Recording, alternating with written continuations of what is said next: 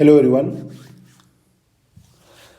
Assam higher secondary education council ने अपना final routine दे दिया एग्ज़ाम के लिए।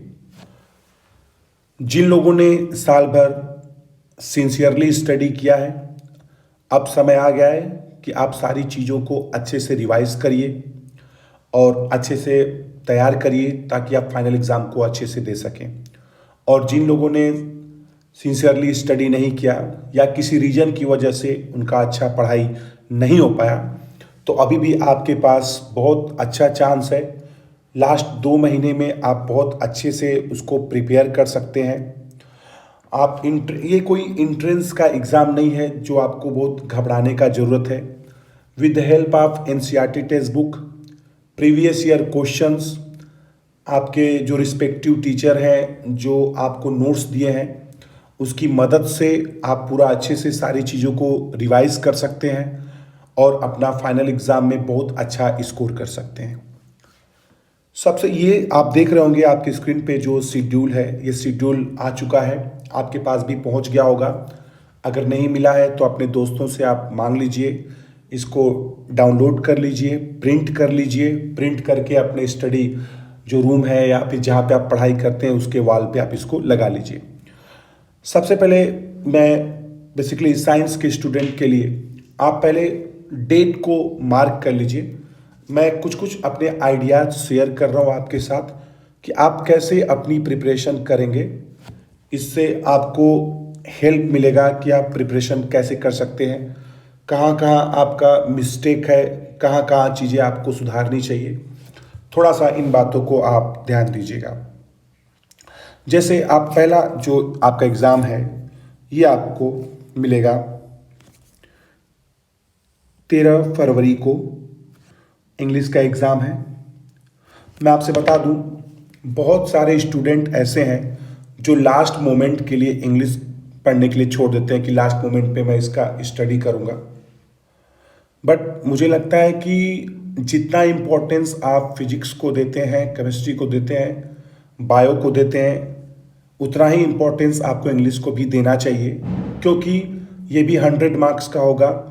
अगर आपका फिजिक्स में कुछ मार्क्स कम भी आता है और इंग्लिश में अगर आपका मार्क्स अच्छा आ जाता है और अच्छा आ जाता है, तो ये ओवरऑल आपकी परसेंटेज को बैलेंस कर देगा।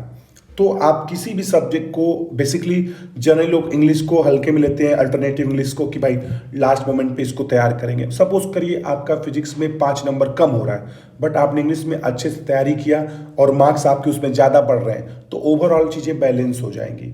तो आप जैसे अभी आपका पूरा दिसंबर जनवरी बाकी है, आप थोड़ा सा टाइम निकाल के इंग्लिश, अल्टरनेटिव इंग्लिश के लिए आप बेसिकली आप यूट्यूब से मदद ले सकते हैं। कई सारे स्टूडेंट यूट्यूब से इंग्लिश और अल्टरनेटिव इंग्लिश का थीम जो है वहाँ से सीख कर उसको मेमोरी बेस करके वहाँ पे एग्ज़ाम में आसानी से लिख सकते हैं। मैंने मैक्सिमम टाइम देखा स्टूडेंट ये करते हैं, तो ये आपके लिए हेल्पफुल होगा। उसके बाद अगर मैं बात करता हूँ यहाँ पे, फिर आपका एग्ज़ाम है फरवरी 17 को, आपका फिजिक्स का एग्ज़ाम है। फिजिक्स का एग्ज़ाम एक बहुत ही ज़्यादा महत्वपूर्ण एग्ज़ाम है। कई सारे स्टूडेंट तो इसको लेकर डरे हुए होते हैं कि भाई मार्क्स कैसा स्कोर करेंगे, नहीं होगा, डेरिवेशन आएगा, या फिर मुझे थ्योरी पे ज़्यादा कंसंट्रेट करना चाहिए या न्यूमेरिकल पे मुझे ज़्यादा कंसंट्रेट करना चाहिए। मेरा सजेशन है कि आप प्रीवियस ईयर क्वेश्चंस को उठाइए और लगभग पिछले 10 साल के प्रीवियस ईयर क्वेश्चंस को उठाइए। आप वहाँ से समझ जाएंगे कि किस तरह के पैटर्न पे ये क्वेश्चन पूछते हैं। डेरिवेशन भी इंपॉर्टेंट है, कुछ बेसिक न्यूमेरिकल, बहुत टफ न्यूमेरिकल एग्जाम में नहीं आएंगे, बहुत बेसिक न्यूमेरिकल आते हैं जो ऑलरेडी आए हुए हैं, उसी तरह के न्यूमेरिकल्स आपके आते हैं। आपके टीचर ने अगर आपको पढ़ाया होगा तो उन्होंने बताया भी होगा कि ये इंपॉर्टेंट न्यूमेरिकल है, आप इसको ध्यान दीजिए, एग्जाम में आता है, तो आप वहाँ से उसको कैच कर सकते हैं। फिर 21 फरवरी को आपका एग्जाम है केमिस्ट्री का। केमिस्ट्री आपका 3 पार्ट में डिवाइडेड है, फिजिकल, इनऑर्गेनिक, ऑर्गेनिक। तो इसमें फिजिकल के 3 चैप्टर हैं जो न्यूमेरिकल हैं, इनऑर्गेनिक थ्योरेटिकल है और ऑर्गेनिक में ये प्रैक्टिस बेस्ड है।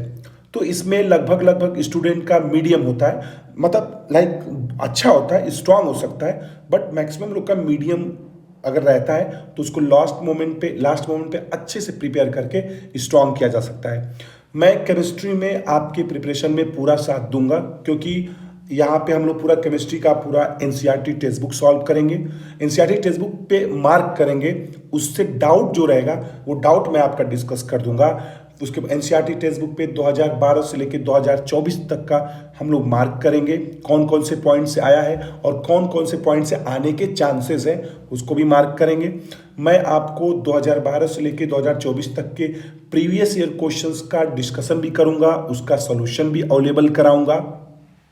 सॉल्यूशन आपको मेरे यूट्यूब चैनल पे और टेलीग्राम पे आपको उसका पीडीएफ या पेजेस आपको वहाँ से मिल जाएंगे, आप उसको ज्वाइन कर लीजिएगा, लिंक आपको यहीं मिल जाएगा। उसके बाद जो आपका नेक्स्ट एग्जाम आता है बायोलॉजी। बायोलॉजी आपका कंप्लीटली एक थ्योरेटिकल आपका चैप्टर है, पोर्शन है, सिलेबस है, तो आप इसको एनसीईआरटी टेक्स्ट बुक और previous year questions more than enough है इसके लिए। एनसीईआरटी टेक्स्ट बुक आप अच्छे से प्रिपेयर कर लीजिए, और या फिर आपके टीचर्स ने प्रिसाइज नोट्स दिया होगा आपको, तो आप वहाँ से भी इसको अच्छे से तैयार कर सकते हैं। बट कहीं ना कहीं प्रीवियस ईयर क्वेश्चन हर बार बहुत ज़्यादा हेल्पफुल होगा आपको ये समझने के लिए कि एग्ज़ाम में किस तरह के क्वेश्चंस आते हैं। बेसिकली बोर्ड में जो क्वेश्चन है वो एनसीईआरटी टेक्स्ट बुक और पीवाईक्यू इन्हीं में से रहेगा, ज़्यादा बाहर वो नहीं जाते। रेयरली चांस है 1%, एक दो क्वेश्चन अगर थोड़ा डिफरेंट पूछ दिया तो पूछ दिया, अदरवाइज नो ऑप्शन। ठीक है, कुछ लोग का कंप्यूटर साइंस भी हो सकता है, तो उस पर भी आप ध्यान दीजिएगा। इसके बाद आपका मैथमेटिक्स, तो मैथमेटिक्स जिन लोग का ऑप्शनल है, अब आपने कैसे साल भर उसको प्रिपेयर किया है, आप उसको उसके हिसाब से प्रिपेयर कर लीजिएगा। और जिन लोग का मैथ मेन सब्जेक्ट है, उसके लिए आप कैसे तैयार करेंगे मैं आपको बता दूं। मैथ्स के लिए आप क्या करेंगे, मैथ्स में आप एनसीईआरटी टेक्स्ट बुक को आप थोड़ा सा बढ़िया से आप केयर करिएगा। एनसीईआरटी टेक्स्ट बुक में जो जहाँ तक मेरा नॉलेज है, तो जो बड़े मार्क्स के क्वेश्चंस हैं, जो बड़े मार्क्स के क्वेश्चन, जो 5 नंबर वाले क्वेश्चंस हैं, जो 3 नंबर वाले क्वेश्चन, आप इसको ज़्यादा प्रैक्टिस करिएगा, क्योंकि इसकी प्रैक्टिस करने से आप छोटे वाले क्वेश्चंस को आसानी से क्रैक कर सकते हैं। ठीक है, बड़े मार्क्स आप स्कोर करेंगे तो छोटे वाले में आप ध्यान दे सकते हैं। थोड़ा मैथ्स में क्या होता है कि maths and grammar is the matter of practice. Maths और ग्रामर जितना प्रैक्टिस में रहेगा उतना ही स्ट्रांग रहेगा। तो आप शुरू से ही इसका मतलब एनसीईआरटी टेक्स्ट बुक और previous year question I think maths के लिए बहुत मतलब रहेगा। मतलब कुल मिला जुला के मैं ये कहना चाहूँगा कि आप एनसीईआरटी टेक्स्ट बुक और पीवाईक्यू ये कंप्लीट तरीके से आप तैयार कर लीजिए, ये पूरा अच्छे से आप इस पे पकड़ बना लीजिए, ये काफ़ी रहेगा आपको। बहुत सारे किताबें, मॉडर्न एबीसी या प्रदीप या दिशा पब्लिकेशन, बहुत बड़ी बड़ी किताबें यहाँ टच करने का जरूरत नहीं है।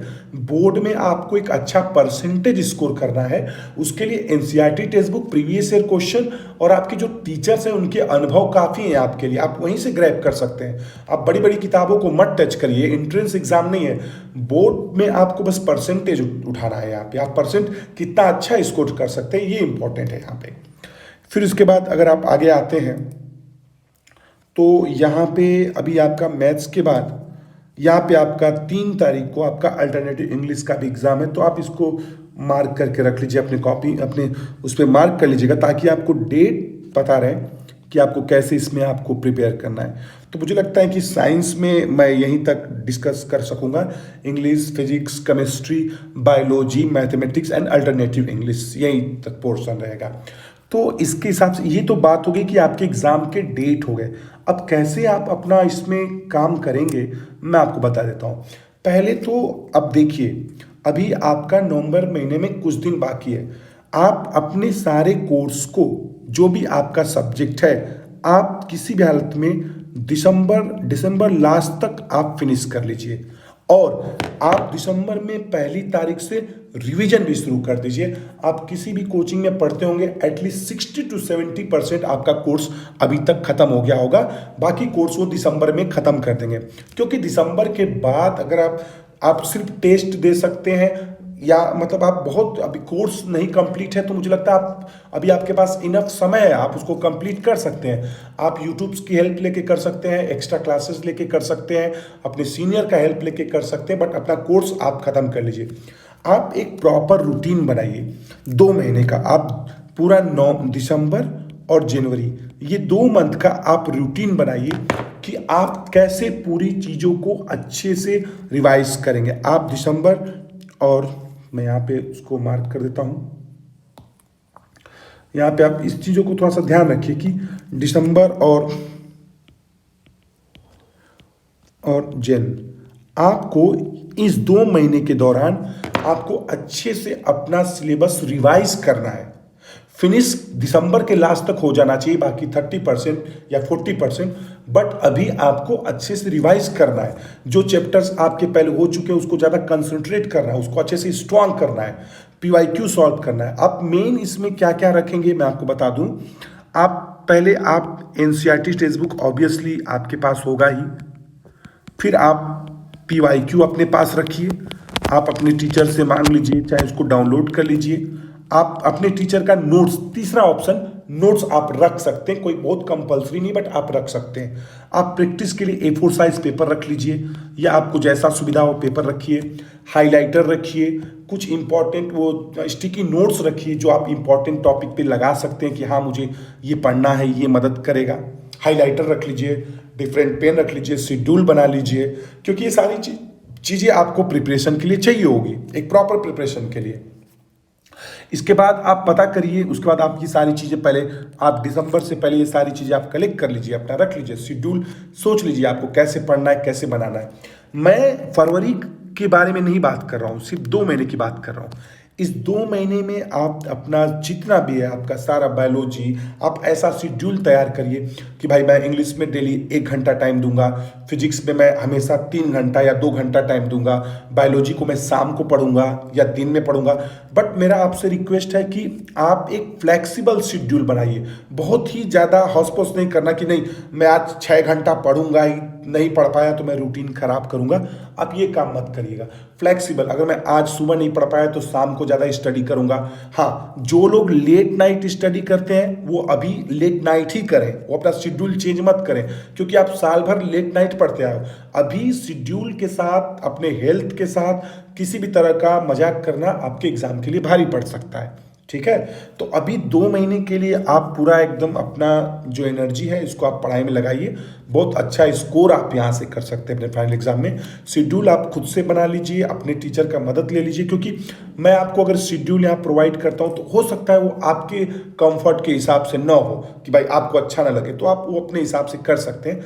मैं आपको फाइनल रिवीजन का शेड्यूल आपको दिसंबर के लास्ट में बता सकता हूँ कि एग्जाम से पहले। जैसे अभी यहाँ पे जैसे मुझे लगता है, जैसे मैं एक बात बताऊँ आपको कि फरवरी में आप जैसे आपको जैसे इंग्लिश यहाँ पे फिजिक्स है, तो फिजिक्स के एग्जाम पे ज़्यादा कंसंट्रेट करने से पहले आप इंग्लिश का मतलब आप पढ़ाई अच्छे से कर लीजिए, लेकिन इंग्लिश में जब रिवीजन करना हो तो आप 9 से स्टार्ट करिए, 9, 10, 11, 12, ठीक है। 4 दिन इनफ है उसके रिवीजन के लिए, बट इस 9 से पहले तक आप फिजिक्स को रिवाइज करिए, पूरा 1 वीक बढ़िया से फिजिक्स को रिवाइज करिए। उस फिजिक्स से पहले केमिस्ट्री को एक बार रिवाइज करके फिनिश कर दीजिए, बट 2 महीने में बस आप एक बार कंप्लीट रिवीजन प्रैक्टिस दीजिए। मैं बेसिकली आपके साथ डिस्कस करूंगा केमिस्ट्री के लिए मैं आपको प्रॉपर स्ट्रेटजी हम लोग NCERT टेक्स्ट बुक पे मार्क करेंगे। पहले भी मैं डिस्कस कर चुका हूं, प्रीवियस ईयर क्वेश्चंस को डिस्कस करेंगे, इसके क्वेश्चन सॉल्व करेंगे और पॉसिबिलिटी डिस्कस करेंगे। बताने के लिए मैं बहुत कुछ बोल सकता हूं, बट आई थिंक वो ज़्यादा हो जाएगा। वो आप अपने अकॉर्डिंगली, अपने लोकेशन की अकॉर्डिंगली, कुछ लोग घर पे रहते हैं उनका शेड्यूल अलग होगा, जो हॉस्टल में होते हैं उनका अलग है, PG में जो है अलग है, जो लोग पढ़ाई के साथ साथ कुछ अपने फैमिली के लिए जॉब भी करें, डिपेंडेंट है, या फैमिली के लिए अपना, क्योंकि हर आदमी का अपना शेड्यूल अलग है, सबके अपने घर की सिचुएशंस अलग हैं, अपना तैयारी का मोड अलग है, तो आप उसके हिसाब से शेड्यूल बना लीजिएगा। बाकी मैं आपको बस इतना ही कह सकता हूँ कि आप कंसंट्रेट करिए।